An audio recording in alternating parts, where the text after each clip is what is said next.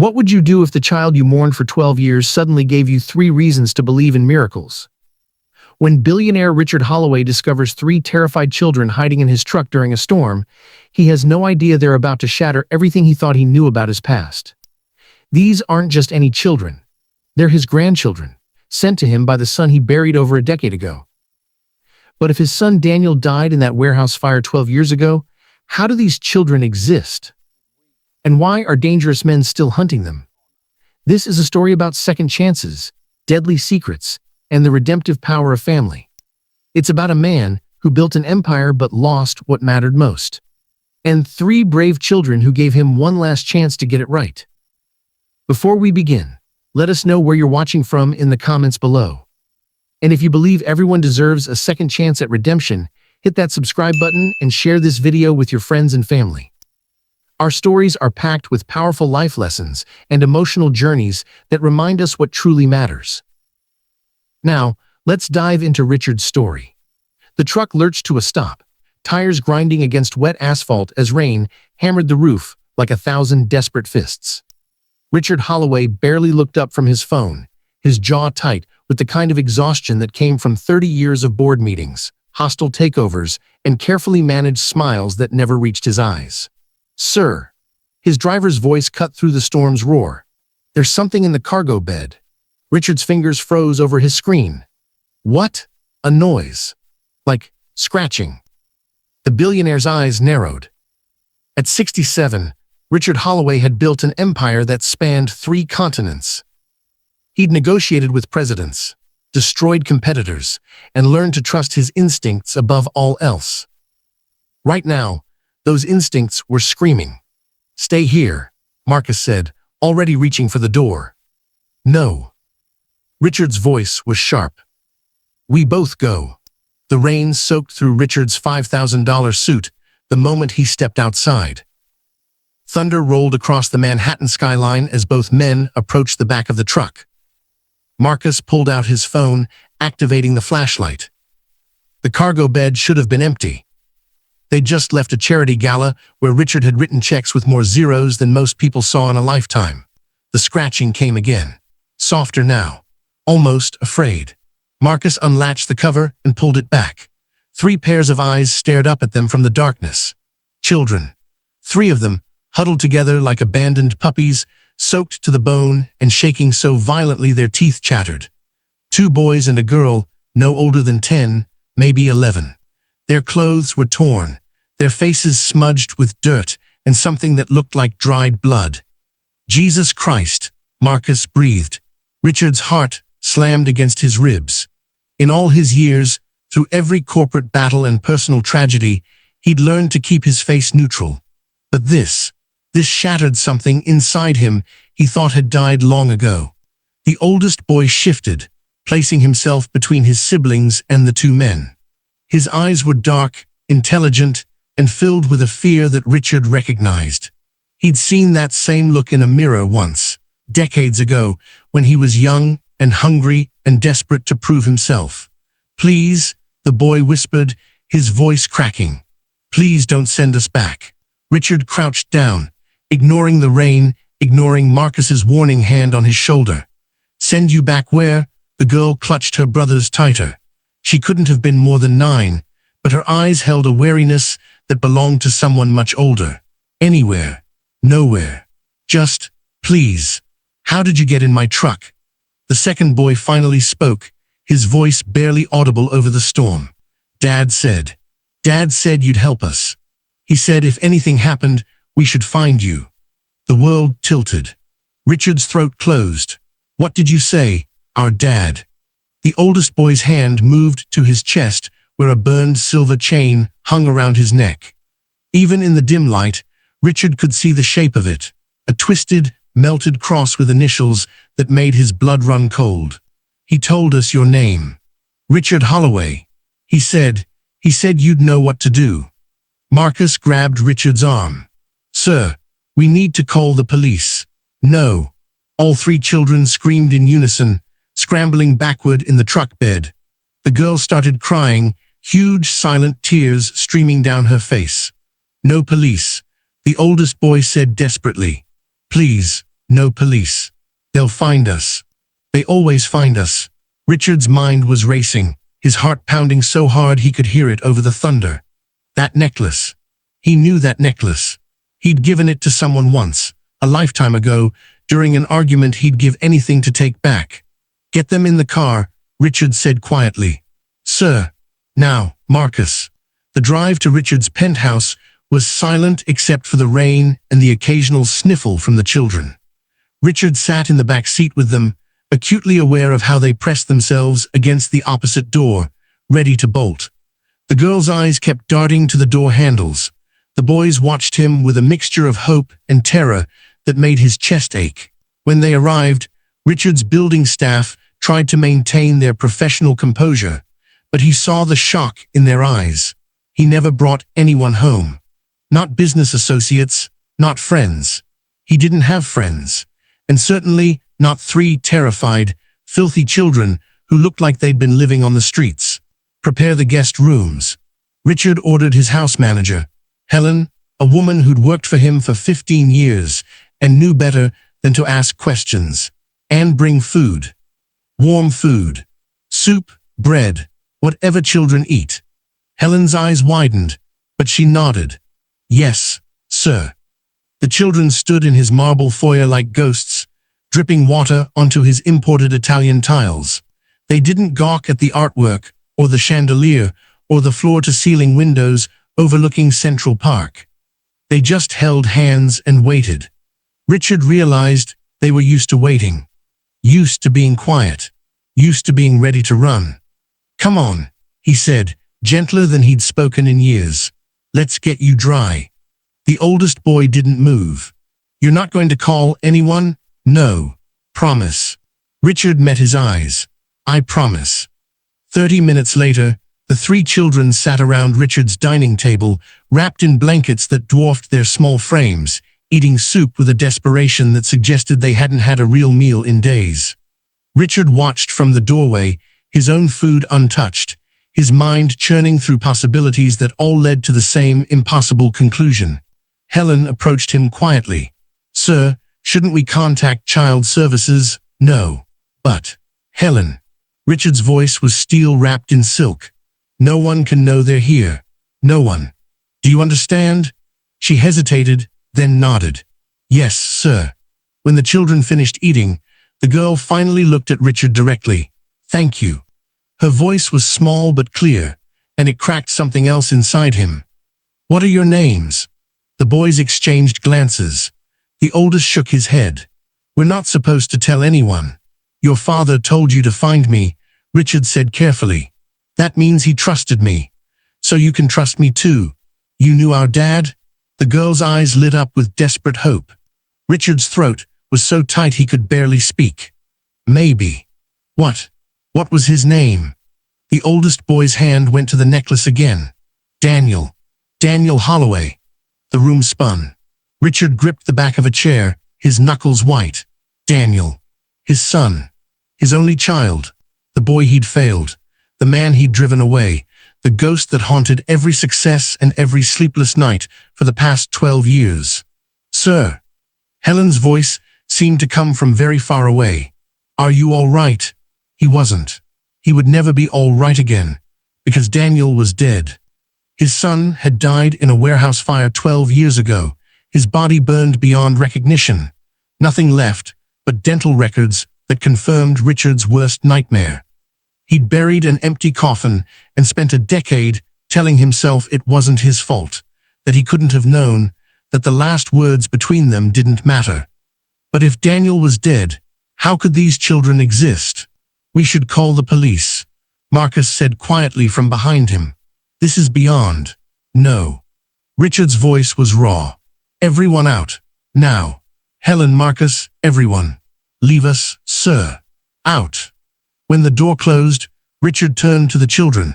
They were watching him with wide eyes, the oldest boy already half standing, ready to grab his siblings and run. Sit, Richard said, forcing his voice to soften. Please.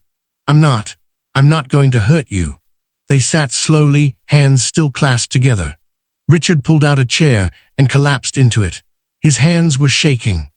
Daniel Holloway was my son. The girl gasped. The second boy's eyes filled with tears.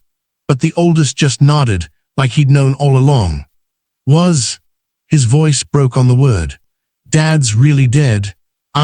Richard's chest was splitting open. I was told he died. 12 years ago. In a fire. That was the first time, the oldest boy said. The first time they tried to kill him. The words hung in the air like a death sentence. What? He told us about it. The boy continued, his voice steady despite the tears now streaming down his face. He said he was supposed to die that night. But he didn't. He ran. And then he met our mom, and then we were born. Richard's world was fragmenting. Your mother, she died when we were 4, the girl whispered. After that, it was just us and Dad. We moved a lot. He said we had to. He said bad people were looking for him. What people? The children exchanged glances again. The oldest boy reached into his pocket and pulled out something wrapped in a plastic bag. A photograph, creased and water-stained, but still visible. He slid it across the table. Richard's hands trembled as he picked it up. It was Daniel. Older, harder, with lines around his eyes that shouldn't have been there, and a beard Richard had never seen. But it was unmistakably his son, alive and smiling, with 3 young children climbing on him like puppies. The love in that photo was so tangible it hurt to look at. He kept this hidden, the oldest boy said. He said it was dangerous to have pictures. But he couldn't throw it away. He said it reminded him that life could be good. Richard couldn't breathe. When was this taken? 2 years ago. Before, the boy's voice broke. Before they finally caught up to us. Who caught up to you? But the boy just shook his head, fresh tears spilling over. Dad made us promise never to tell anyone the details. He said knowing would make people targets too. The second boy wiped his nose on his blanket. He got sick 3 months ago. Really sick. We were hiding in a place with no doctors, and he just kept getting worse. He said if something happened to him, we had to get back to America. We had to find you. He gave us instructions. The girl added, he had a friend who owed him a favor. The friend got us on a cargo ship. When we got to New York, we were supposed to find your building, but we got lost and scared, and then we saw your truck and... She dissolved into sobs. Richard stood abruptly, his chair scraping against the floor. The children flinched, but he couldn't sit still. He paced to the window, staring out at the glittering city lights that suddenly felt like a mockery of everything he'd built. His son had been alive. For 12 years, Daniel had been alive, running from something, raising children, living an entire life while Richard thought he was dead. And now he was actually dead, and Richard would never get to apologize, never get to take back the words that drove Daniel away in the first place. What are your names? He asked again, his voice barely above a whisper. Dad said we shouldn't tell anyone our real names, the oldest boy said. But, if you're really our grandfather, the word hit Richard like a physical blow. Grandfather. He'd never even imagined it. I'm Thomas, the boy continued. That's Marcus. We call him Mark. And she's Lily. Thomas, Mark, and Lily, Richard repeated, tasting each name like a prayer. How old are you? 11. We're triplets. Our birthday is September 14th. Richard did the math. They would have been conceived right after Daniel supposedly died. Which meant Daniel had survived, had hidden, had started over. Had fallen in love, become a father, built a life in the shadows while Richard mourned a ghost. The necklace, Richard said, turning back to them. Where did he get it? Thomas touched it reverently. He said you gave it to him when he was 16. He said it was the last good conversation you ever had. Richard remembered. It had been Daniel's birthday. They'd gone to dinner, just the two of them, and for once they weren't fighting about Daniel's future or Richard's expectations or all the ways they disappointed each other. They'd talked about baseball and books and nothing important. And at the end, Richard had given him that necklace with initials that meant never give up. A reminder that Richard believed in him even when his words suggested otherwise. 2 months later, they'd had the worst fight of their lives. Daniel had announced he was dropping out of business school to pursue social work. Richard had called him naive, ungrateful, weak. Daniel had called Richard a monster who cared more about money than people. Daniel had left that night and never came home. He wore it every day, Thomas said quietly. Even when it got burned in the fire, he kept it. He said it reminded him that he came from somewhere, that he mattered to someone, once. The words were daggers. Richard pressed his forehead against the cold window glass. I'm so sorry. For what? For failing him. For failing you. You didn't know we existed, Lily said, with a child's simple logic. I should have looked harder. I should have questioned the fire. I should have. Richard's voice broke. I should have been a better father. The children were silent. Then, so quietly Richard almost missed it, Thomas said, Dad told us about the fight. He said it was his fault too. He said you both were too stubborn and too proud, and by the time he wanted to come home, he couldn't. Because they were already hunting him. Richard turned. Who was hunting him? Thomas's face closed down. We can't tell you. Dad made us swear. Thomas. No. The boy stood, his small frame rigid with determination. You don't understand. Everyone who knows dies. Everyone. We're only alive because Dad never told us everything. If we tell you, they'll come for you too. Let them come. You don't mean that, Mark said, speaking up for the first time in a while. His voice was higher than his brother's, younger sounding. Dad said, you built something important. He said you gave jobs to thousands of people. He said maybe you weren't a great father, but you were a great man. And great men have responsibilities. Richard's heart was in pieces. He said that? Mark nodded. He kept track of you. He knew about your company, about the charity work, about everything. He was proud of you, even if he never told you. It was too much. Richard's legs gave out, and he sank into a chair, his face in his hands. He'd spent 12 years convinced his son had died hating him.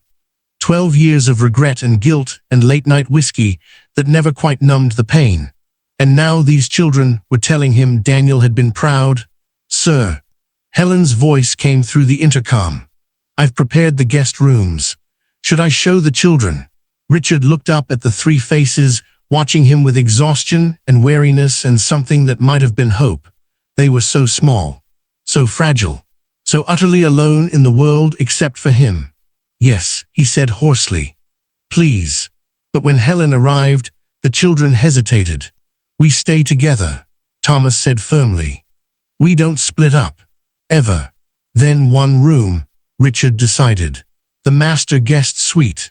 Put 3 beds in it. Helen nodded and led them away. At the door, Lily turned back. Thank you, she said again, for not calling the police. We'll talk more tomorrow, Richard promised. After you've rested. But he doubted any of them would rest tonight.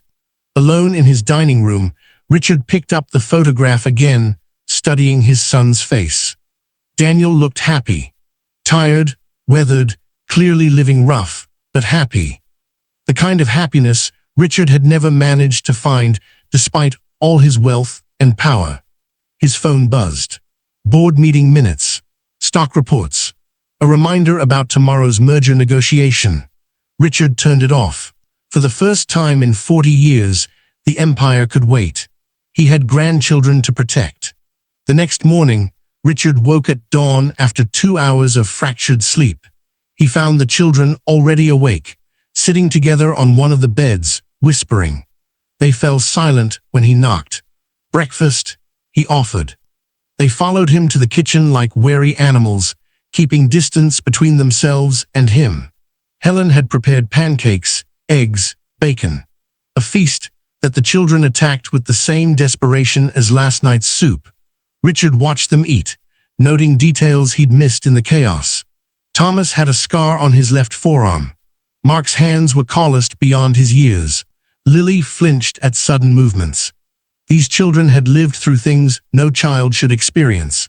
I've been thinking, Richard said carefully. You're safe here. But I need to understand what we're dealing with. I need to know who hurt your father. Thomas's jaw set. We told you. I know what you told me. But keeping me in the dark doesn't protect me. It just makes me unprepared. Richard leaned forward. Your father and I both made the mistake of thinking we could handle everything alone. Look where that got us. The children exchanged those looks again, silent communication that came from years of having only each other. Finally, Thomas sighed. We don't know much. Dad never told us everything. He said it was safer that way. But we heard things, we saw things. Tell me. There were always men, Lily said softly. Men in suits. Men watching from cars. Dad would see them and we'd pack up and move. Sometimes in the middle of the night. How often did you move?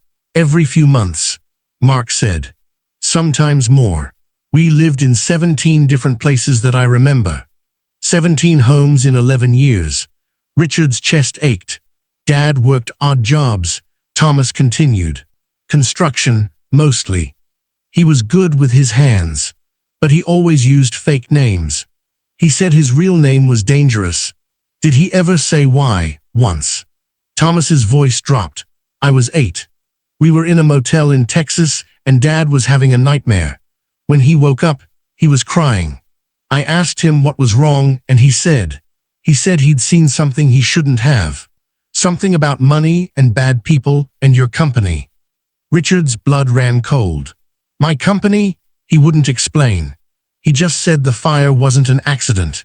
Someone tried to kill him because of what he knew, and he had to make them think it worked. The implications hit Richard like a sledgehammer. Daniel had discovered something criminal in Holloway Industries. Someone within Richard's own empire had tried to murder his son to keep him quiet. And Richard had never suspected, had never questioned the official story, had been too consumed by grief and guilt to see the truth. Did your father mention any names? Richard asked, his voice deadly calm. The children shook their heads. But he kept papers, Mark said suddenly. He had a box. He said if anything happened to him, the box would explain everything. Where's the box? We don't know. He hid it somewhere before. Thomas's voice cracked. Before he got too sick. He said someone would find it eventually. Someone who needed to know. Richard stood, his mind already working through possibilities. If Daniel had left evidence, Richard would find it. And when he did, whoever had murdered his son would pay. But first, he needed to keep these children safe. I want you to understand something, Richard said, looking at each child in turn. You're not alone anymore. You're not running anymore. Whatever your father was hiding from, whatever danger exists, I will handle it. You're under my protection now. But what if they come for you? Lily's voice was small. Let them try. Richard's smile was sharp enough to cut. I didn't build an empire by being afraid. The children didn't look convinced, but some of the tension left their shoulders. Over the next few days, Richard rearranged his entire life around 3 traumatized children. He canceled meetings, postponed negotiations, and delegated everything that could be delegated. His executive team was baffled. Richard Holloway never took time off, never put anything before business. But they weren't asking about his grandchildren. Because officially, the children didn't exist. Richard hired a private doctor who made house calls and asked no questions. The exam revealed what Richard had feared. Malnutrition, exhaustion, signs of chronic stress. The doctor prescribed rest, regular meals, and stability. Things Richard could finally provide. He also hired tutors. The children had been homeschooled sporadically by Daniel, learning reading and math whenever they stayed in one place long enough. They were behind in formal education, but frighteningly intelligent in practical survival skills. Dad taught us how to read people, Thomas explained during one tutoring session. How to spot danger. How to disappear in a crowd. You won't need those skills anymore, Richard said. Thomas just looked at him with old eyes. That's what Mom said. A week before she died. Richard didn't push. Instead, he focused on giving them what Daniel never could. Safety, comfort, routine. He let them sleep together in one room, even though it meant dragging mattresses around. He learned that Mark had nightmares about water, that Lily couldn't sleep without a light on, that Thomas checked the locks on every door 3 times before bed.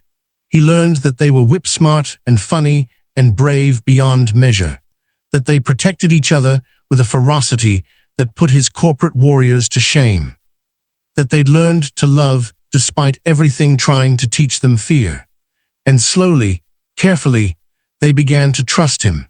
It was 2 weeks after their arrival when the nightmares got worse. Richard woke to screaming and ran to their room, finding all 3 children huddled together, shaking. "It's okay," he said, turning on lights. "You're safe. You're here." "No," Lily sobbed. "They're coming. They're always coming." Richard sat on the edge of the bed. For the first time, he reached out and touched Thomas's shoulder. The boy didn't pull away. "Tell me what you dreamed." "Dad," Thomas whispered. "We keep dreaming about Dad, about the day he died. Do you want to talk about it?" The children looked at each other. Then, haltingly, they began to speak. They'd been hiding in a small village somewhere in Central America. They weren't supposed to know which country, but Mark had figured it out from the license plates. Daniel had been sick for weeks, feverish and coughing blood. He'd refused to seek medical help, terrified of leaving a paper trail. He knew he was dying, Thomas said flatly. "He told us so. He said we had to be strong." On the last day, Daniel had called them together. He'd given them money, instructions, the name of a contact who could get them to America. He'd made them memorize Richard's address. "He said you were the only person he trusted," Mark said. "The only person powerful enough to protect us. And then," Richard's voice was gentle, "then he made us leave." Lily was crying again. "He said men were coming. We could hear them outside. He told us to climb out the window and run and not look back, no matter what we heard. We heard gunshots," Thomas said. His voice was empty, hollow. "Dad told us to run, and we ran, and we heard gunshots, and we just kept running." Richard pulled all 3 children into his arms. They clung to him like drowning victims, sobbing into his expensive pajamas, and Richard held them and wished with everything in him that he could go back in time and fix this. Fix all of it. Be the father Daniel needed and the grandfather these children deserved. "I'm so sorry," he whispered into their hair. "I'm so sorry. He talked about you," Lily said through her tears. "When he was really sick, he'd get confused and think we were younger. He'd talk about his dad, about you. He'd say I should call him. I should tell him I'm okay." The words destroyed Richard. "He loved you," Mark added. "Even after everything. He kept a picture of you in his wallet. We weren't supposed to know, but we saw it once." Richard had spent 12 years believing his son died hating him, but Daniel had carried his picture, had thought about calling, had loved him despite everything, and Richard would never get the chance to say he was sorry. That night, after the children finally cried themselves to sleep, Richard made a decision. He called the most dangerous person he knew, Michael Chen, a private investigator who'd worked for Richard on matters that required discretion and had no qualms about operating in legal gray areas. "I need you to find out who killed my son," Richard said without preamble. There was a pause. "I thought your son died 12 years ago." "So did I. I was wrong." Richard explained everything. The fire, Daniel's survival, the children, the mysterious box of evidence. Chen listened without interrupting, his silence more unnerving than questions would have been. "This will be expensive," Chen finally said. "And dangerous. I don't care about the cost. And the danger is the point. When do you want me to start?" "You started 20 minutes ago." Chen's laugh was dark. "Understood. I'll be in touch." Richard hung up and stood at his window, looking out at the city he'd conquered. Somewhere out there, someone in his own organization had tried to kill Daniel. Had succeeded, 12 years late. That person was still out there, still breathing, still living their life while Daniel was in the ground. Not for long. Richard Holloway had built his empire by being ruthless. He'd forgotten that lesson in recent years, grown soft with success and age. But these children, his grandchildren, had reminded him what he was capable of when motivated. And nothing motivated Richard like family. Even family, he'd failed the first time around. The investigation took 3 weeks. Richard spent that time learning to be a grandfather, a role that came more naturally than he'd expected. He learned that Thomas liked science, that Mark was obsessed with maps, that Lily could draw with a skill that took his breath away. He bought them clothes and books and toys they'd never had. He read to them at night, something he'd never done with Daniel, too busy building his empire to make time for bedtime stories.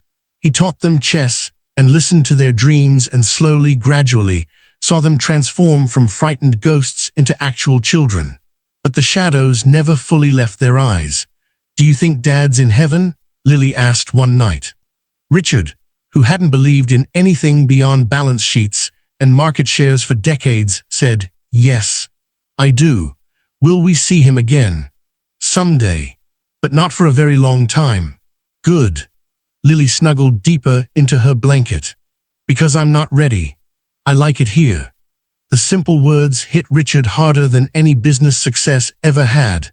"I like it here. Such a small thing. Such an enormous thing. I like having you here," Richard said quietly. "Really?" Mark looked skeptical. "We're a lot of trouble. The best kind of trouble. Dad used to say that too," Thomas said. "He said we were his beautiful disasters." He was right. When Chen finally called, Richard was reading to the children. He excused himself and took the call in his office, closing the door. "Tell me you found something." "I found everything." Chen's voice was grim. "You're not going to like it." "I don't care about liking it. The fire 12 years ago was definitely arson. Professional job. Accelerants placed throughout the warehouse where Daniel was working. It was supposed to look like an electrical fire, but the investigation was rushed. Someone paid to close the case quickly. Richard's hand tightened on the phone. "Who?" "That's where it gets interesting. The warehouse Daniel was working at wasn't random. He'd taken a job there specifically to investigate discrepancies he'd noticed in Holloway Industries' shipping records." "What kind of discrepancies?" "Missing shipments. Ghost manifests. Money moving through accounts that shouldn't exist." Daniel was young and idealistic and thought he could prove his father's company was being used for money laundering without bringing down the whole empire. Richard's world tilted. Money laundering, approximately $200 million over 5 years, routed through your Central American subsidiaries. Daniel figured it out. He compiled evidence. And then someone found out what he was doing and decided to eliminate the problem. "Who?" "Your CFO. Gregory Walsh." Richard's blood ran cold. Gregory Walsh had been with Holloway Industries for 30 years. Richard had trusted him, relied on him, considered him a friend. "Are you certain?" "I have bank records, emails, witness statements. Walsh set up the money laundering operation and used your company to clean money for a drug cartel. When Daniel discovered it, Walsh ordered the hit. And when Daniel survived, Walsh has been hunting him ever since. The children, Walsh's people, finally tracked Daniel down 3 months ago. The shooting in Central America was his operation.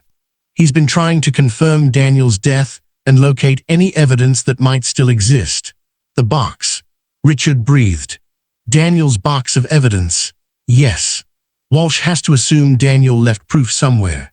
Which means the children are in danger. Walsh doesn't know they exist yet," Chen said quickly. "But it's only a matter of time. He's got people watching Daniel's known associates, tracking anyone who might have helped him." Richard's mind was racing. "I need proof. Evidence that will stand up in court. I can get it. But Richard, if Walsh finds out you're investigating him, let him find out. I want him to know. That's suicide." "No," Richard said coldly. "That's justice." He hung up and stood, pacing his office. Gregory Walsh. A man he'd worked with for 3 decades. A man who'd attended Daniel's funeral and offered condolences and helped Richard through the darkest period of his life. A man who'd murdered his son. Richard's phone buzzed. A message from Walsh himself. "Board meeting tomorrow." We need to discuss the merger. Are you ready? Richard stared at the message, fury building in his chest like a living thing. Tomorrow he'd sit across from his son's killer and pretend everything was normal. Tomorrow he'd shake the hand that had ordered Daniel's death. But not for long. He returned to the children's room to find them still awake, playing cards by lamplight. "Can't sleep?"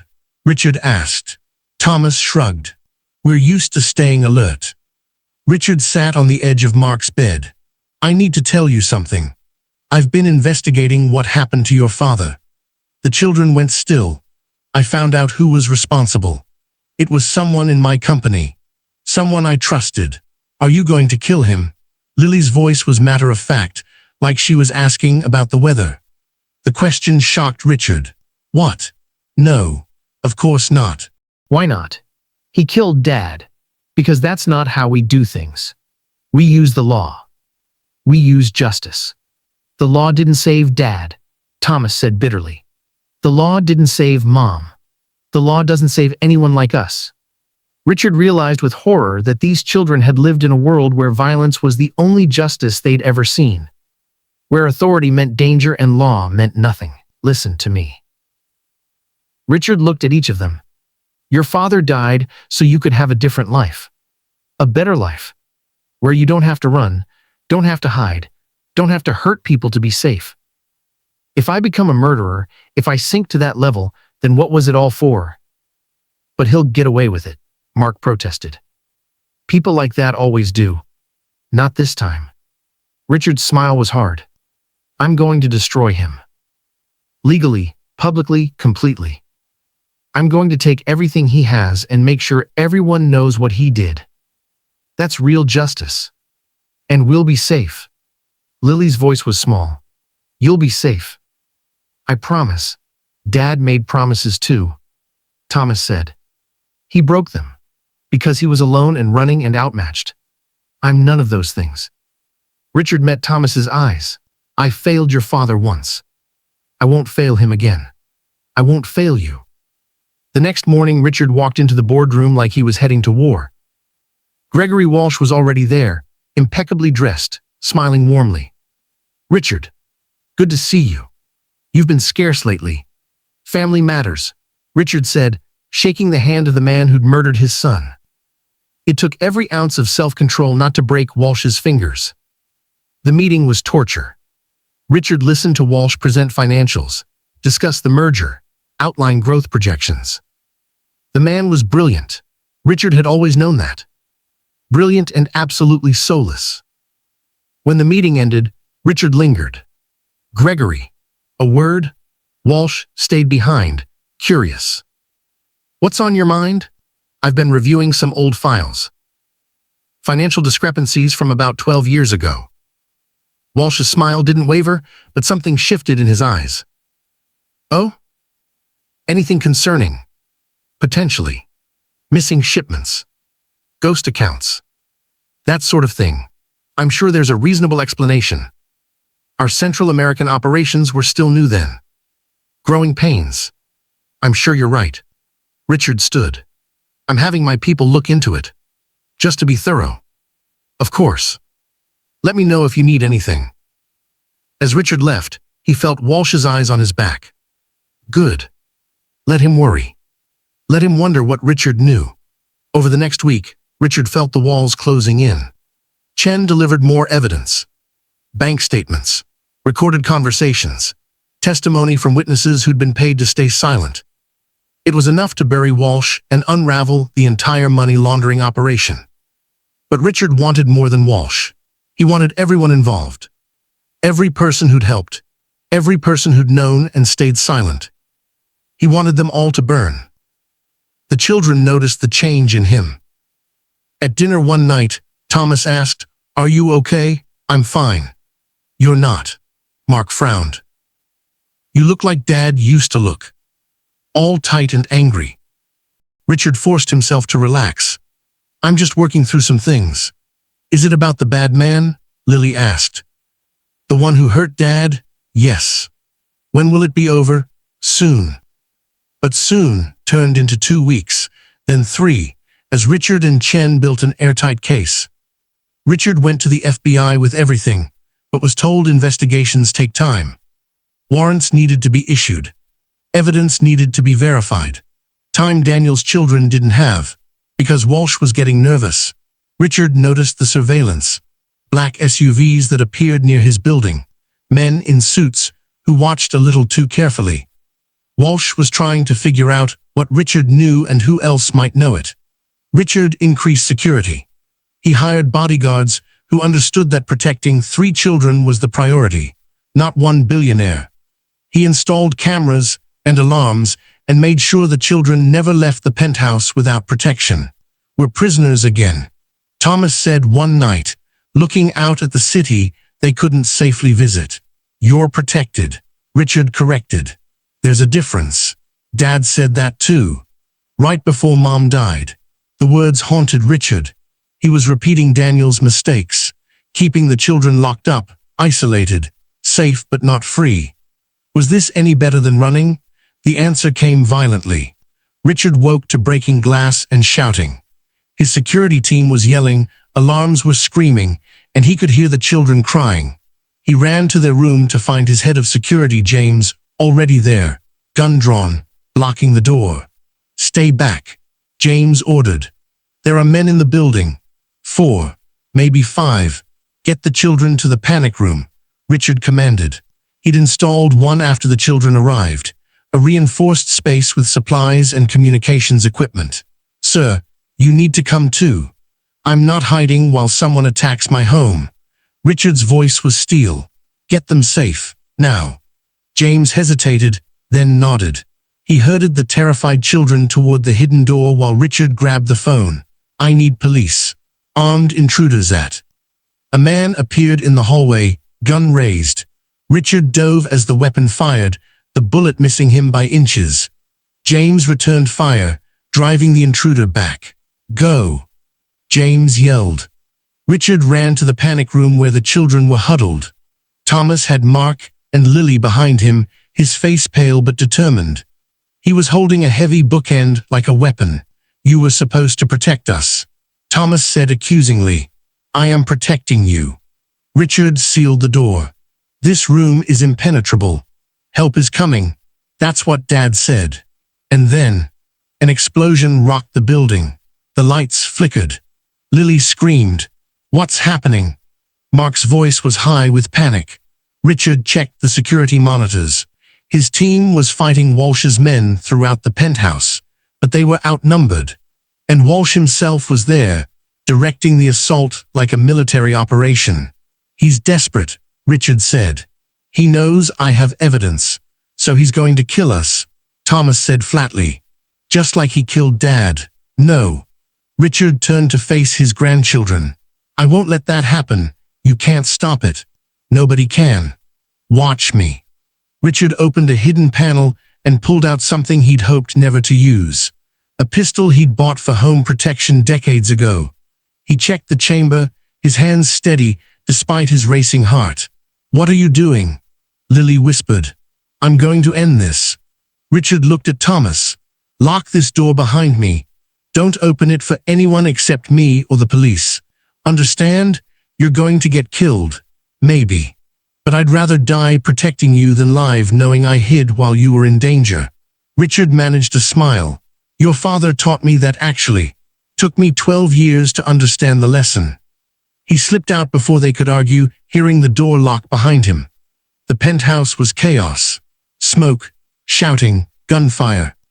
Richard moved through it, like he was negotiating a hostile takeover, cold and focused.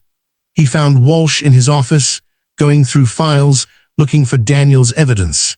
"It's not here," Richard said from the doorway. Walsh spun, gun raised. "Richard, I'd hoped you'd stay in your safe room." "Disappointed?" "Honestly, yes. I liked you. This didn't have to happen. You murdered my son. Your son was going to destroy everything we built. The company, our reputation, our future. He couldn't be reasoned with. Because he had principles. Something you clearly lack." Walsh's smile was sad. "Principles don't pay bills, Richard. The money laundering operation funded half our expansions. It made us billions. It killed Daniel. A necessary sacrifice. Richard raised his gun. His hand wasn't shaking. So is this. You won't shoot me. You're not a killer. You're wrong. I became a killer the moment you took my son from me. Walsh's eyes widened. He started to speak. Richard pulled the trigger. The gun clicked. Empty. Richard hadn't loaded it. Walsh laughed, relieved. I knew it. You don't have the spine. Police burst into the room, FBI agents with them. Walsh was grabbed, thrown to the ground, cuffed. He was screaming about his rights, about lawyers, about everything except what he'd done. Richard lowered his empty gun, hands shaking now that it was over. Chen appeared beside him. You recorded that? Richard asked. Every word. He just confessed on tape. Good. The FBI led Walsh away. His men were rounded up.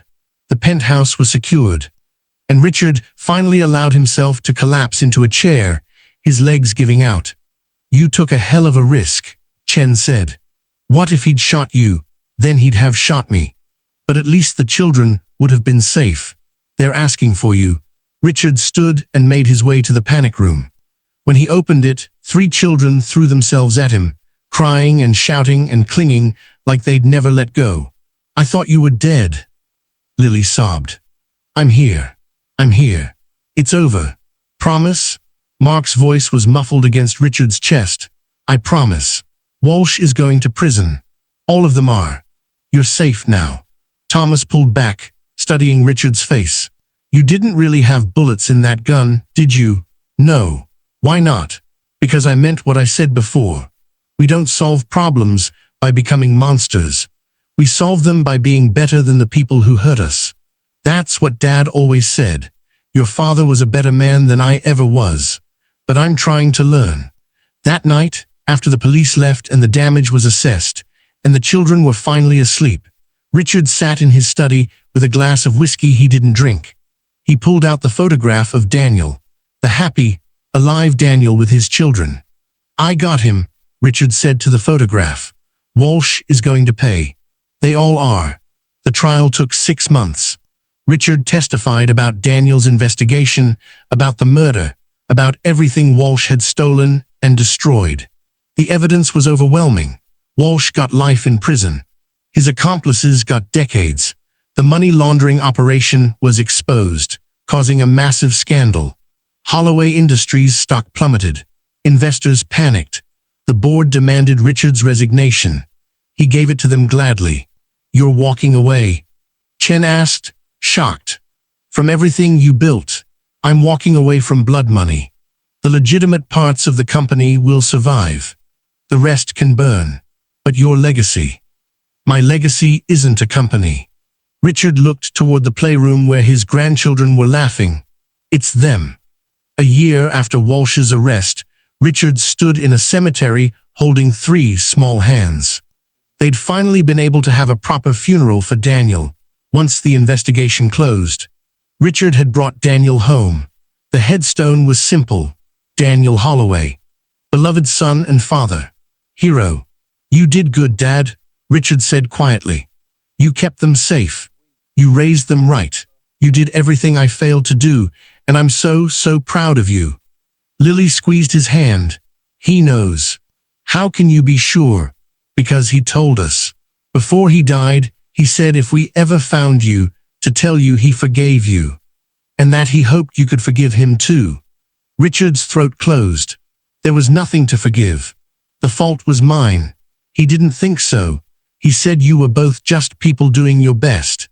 Thomas added, he said his biggest regret was that we'd never know you. That you'd never know us. But now we do, Mark said. So it worked out. Richard laughed through his tears. Yes. I suppose it did. They stood together at Daniel's grave, 4 people bound by loss and love and a determination to honor the man who'd brought them together. As they left, Richard noticed the children walking a little taller, their eyes a little brighter. The shadows were finally fading. 6 months later, Richard sat at his kitchen table. Not his penthouse kitchen, but a suburban house he'd bought specifically because it had a huge backyard. Helping Mark with algebra while Thomas practiced piano and Lily drew at the counter. It was chaotic and messy and loud. It was perfect. "Grandpa," Lily looked up from her sketch. "Can we go to the park tomorrow?" "Of course. And can we invite my friend Sarah?" "Sure. And her mom." Richard paused. "Her mom." Lily grinned. "She's nice. And pretty. And she asked about you, Lily. Dad would want you to be happy." Thomas called from the piano. "He said so in his letter." Richard's heart stuttered. "What letter?" The children exchanged glances. Then Thomas disappeared upstairs and returned with a sealed envelope, creased and worn. "We found this in Dad's things," Thomas said. "It's addressed to you. We didn't know if we should give it to you or not, but maybe now is the right time." Richard took the envelope with shaking hands. Daniel's handwriting, his son's last words. He opened it. "Dad, if you're reading this, then my beautiful disasters made it home. Thank you for taking them. Thank you for protecting them. Thank you for being the grandfather I know you can be. I'm sorry for so much. Sorry I ran instead of staying to fight. Sorry I let pride keep us apart. Sorry you had to spend years thinking I was dead. But I'm not sorry for my life. These kids. Dad, they're everything. They're funny and smart and brave. They're the best parts of both of us without the worst. Raising them has been the greatest honor of my life. I know you'll wonder if you failed me. You didn't. You gave me everything I needed to survive.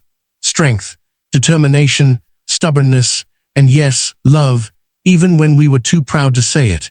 I used to be angry that you pushed so hard. Now I understand. You wanted me to be strong enough to face the world. And I was. I am. Take care of them, Dad. Love them. Let them be kids. Give them the childhood you and I never quite figured out how to share. And forgive yourself. Please. Life's too short for regrets. I love you. I always did, even when I couldn't say it. Your son, Daniel." Richard read it 3 times, tears streaming down his face. The children gathered around him, reading over his shoulder, crying with him. "He loved you so much," Lily whispered. "He talked about you all the time." "I wish I'd known," Richard said. "I wish I'd had the chance to tell him." "Tell him what?" Mark asked. "That he was right. About everything. About what matters. About what it means to be a good man." Richard looked at his grandchildren. "He was a better father than I ever was. But I'm going to spend the rest of my life trying to live up to his example." Thomas hugged him. "You already are." That night, Richard sat in the backyard, watching the stars. Daniel's letter was in his pocket, close to his heart. He thought about all the years lost, all the words unsaid, all the time they'd never get back. But he also thought about the 3 children asleep upstairs. About Thomas's laugh, and Mark's terrible jokes, and Lily's artwork covering the fridge. About parent-teacher conferences, and soccer games, and homework battles, and all the beautiful mundane chaos of family life. He thought about how Daniel had sacrificed everything to give his children a chance. How he'd turned tragedy into purpose, fear into love. Richard had spent 40 years building an empire. But Daniel had built something better. A family. And now it was Richard's turn to protect it. Nurture it. Let it grow. "I won't let you down," Richard promised the stars. Promised Daniel. Promised himself. Not again. Inside, one of the children called for him. Something about a nightmare. Richard stood and headed back to the house, ready to offer comfort, to be present, to be the grandfather. The father. He should have been all along. The empire was gone. The company was restructured and sold. Richard's fortune was in a trust for the children's future. He had enough to live comfortably, but not extravagantly. He'd never been happier, because Daniel had been right all along.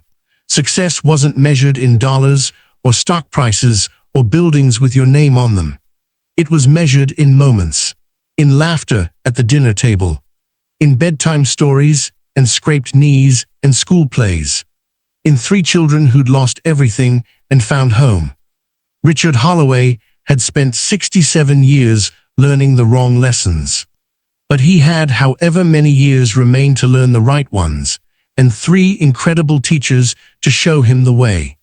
As he climbed the stairs to comfort whichever child needed him, Richard smiled. For the first time in longer than he could remember, he was excited for tomorrow. Not because of a merger or a deal or a conquest, but because of something infinitely more valuable. He had a family to wake up for. And that, Richard finally understood, was the greatest success of all. If this story touched your heart, please subscribe to our channel for more emotional stories that matter. Hit the like button if you believe in second chances and redemption. Share this with someone who needs to remember that it's never too late to change. And comment below. What would you do for a second chance with someone you've lost? Your thoughts and stories matter to us. Let's build a community that believes in the power of family, forgiveness, and love. Thank you for watching. And remember, the most important treasures in life aren't things, they're people.